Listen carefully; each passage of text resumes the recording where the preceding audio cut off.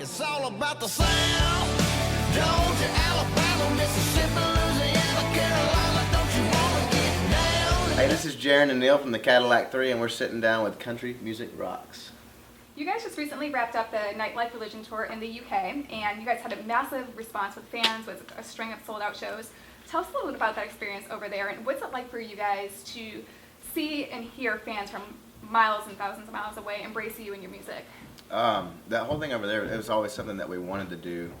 We grew up listening to Tom Petty and loving kind of his whole mindset and the way that, you know, he was big in Japan before he was even big in Gainesville, his hometown, you know. So it's like we were kind of excited about that option of going over there. And to do that, you have to, you know, you kind of have to make it your, like, the fans are really loyal and they keep coming back, but you have to keep going back. So we've been there 8 times in the last 2 years, and we've made it a big priority for our, you know, brand, and it's grown in a crazy way. And this last one was our first kind of like big headlining run, and you know, you're hearing these people sing "It's all about the South," but in a different accent. You know what I mean? Right. It's kind of funny because they're trying to emulate what we're doing, and they, you know, I think they're kind of enthralled with this Southern music movement that's going on, and you know, us, Blackberry Smoke, Kip's been going over there. Eric Church does really well. It's really neat because, you know, we've been touring the States since we were kids, but it's neat to get over there and get some fresh scenery, you know. Right. Does it put you in a kind of a different mindset when you are over there versus here when you're touring all the time? I mean, it's just new, you know. I mean, everything, you're kind of taking it in. Just is all a new experience. You know, we've done plenty of headlining stuff, but to get to do it over there and meet new people, and I mean, there's, you know, here in the States, you know, you'll play somewhere and you might see that same fan 10, 15 times, and that's cool, but it's also cool to go over there and make brand new fans. And you know, we're only playing so many shows over there, and so I think that adds to the excitement too, you know, because most of the time we're still here in the States. It's kind of funny because, you know, the States, you can, all the drives are really like far from each other. Over there you can hit, you know, I mean, every city, and it's 2 or 3 hours, you know, whatever. Yeah. Longest is like 5-6 hour drive. And we got to do it in a bus this last time, so we actually wake up in the town and get to experience that and see, you know, what it's like in London during the daytime, not just at the show. It's a really cool thing. Nice. And speaking of being on the road, you guys are serious road warriors. You just wrapped up being on tour with Chase. You guys overseas, or over at the UK, and then you're out with Kip, and then this summer with FGL. So for folks that haven't seen you guys perform yet, how would you best describe your set? A lot better than all these bands you just said.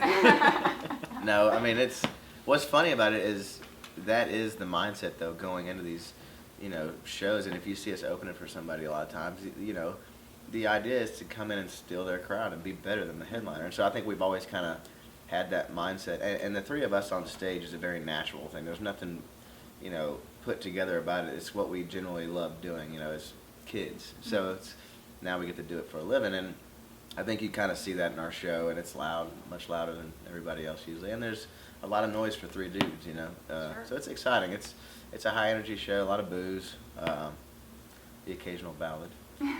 But you know, it's a good time.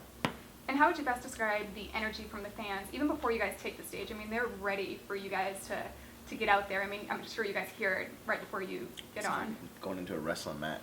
You know what I mean? Like, I think they know, you know, they know we like to have a good time, and so I think they mark it on their calendar as, you know, a night to go have a few drinks and let off some steam. Yeah. And so I think calling sick the next day. yeah, so we got to keep up with that and party every single night. It's a real tough gig. It's tough. I can tell. Yeah.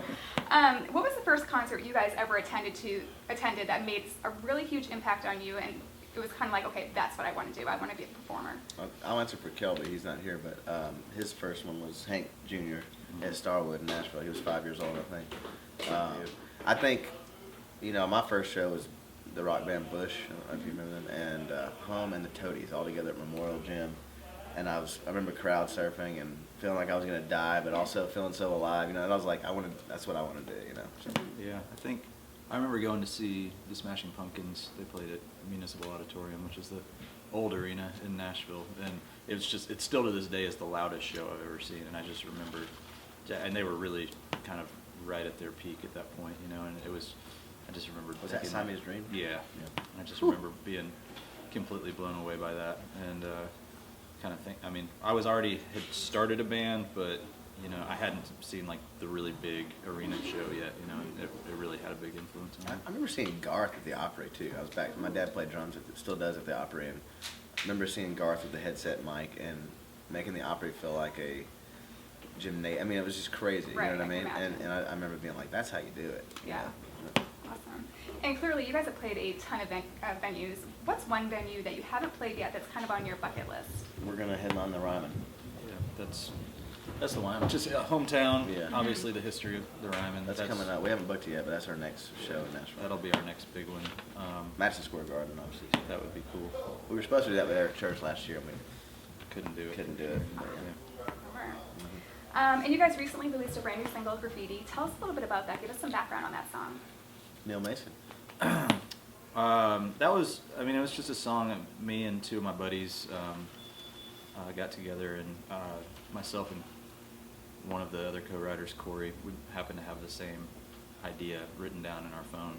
And so we had actually talked about it a couple days before at another co-write where we didn't end up writing it. And my buddy Luke that we wrote it with, he's kind of a quirky, weird dude, and we thought throwing that idea at him might really translate into something cool. And so we just, you know, started talking about when we were kids, and, you know, just kind of that point in your life where you're just not really sure what the heck you're doing, but you're just running around with your friends and having a good time, and try to kind of draw from a lot of that, just, you know, and I don't really know much more than that. Well, he played. I tell you what, he played this song for me, and we were drinking on the back of the bus one night after a show, and I've never sang anything that I didn't write, and that's just kind of the way it's been. You know, I don't know. I write a lot, and so he played that for me, and I was like, damn. I was like, that's such a cool story, and I fell in love with it because I was like, I remember driving through Shelby Park in East Nashville and seeing two kids' names that I knew that I went to school with, and they said "In Love Forever" with a 4, you know.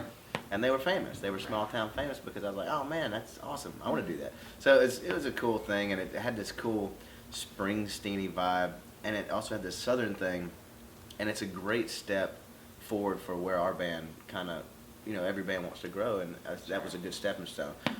So I thought it was, and it went really good on the record with Lightning, and so it kind of shows a different side of us. That's my take on it. Okay. And then also, in addition to being artists, you guys are also talented songwriters.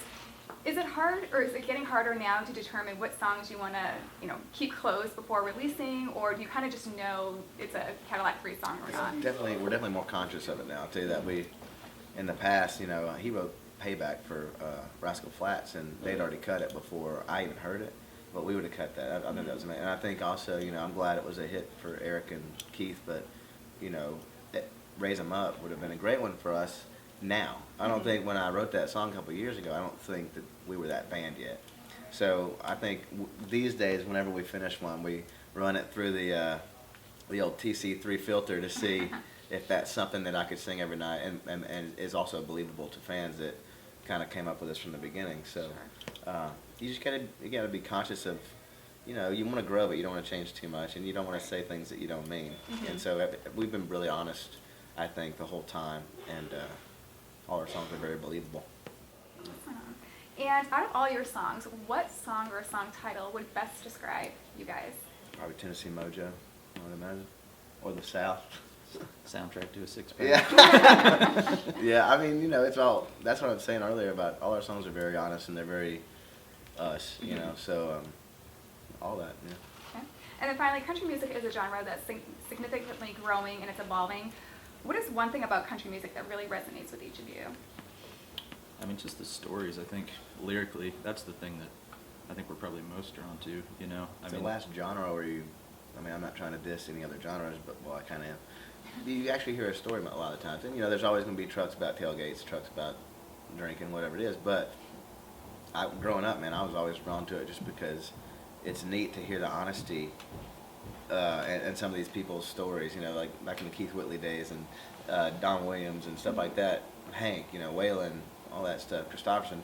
That's some deep shit in there, you know what I mean? And it's pretty cool to hear it put to music, and it's not just, I don't know, I think that's kind of what, you know, that's what brought me into, you know, country music, is growing up and hearing Garth sing Mama, Papa Love Mama, you know, two of a kind working on a full house. Fucking great. You know, it's just a great title. Yeah. So it's cool to watch people put together those stories, and you don't hear that a lot in other genres. For sure. Awesome. Well, thank you guys so much for taking the time to catch up. I wish you guys the best of luck with the new single and on the road this summer, and hopefully we'll see you out on the road again. Yeah. It's all about the sound. Georgia, Alabama, Mississippi,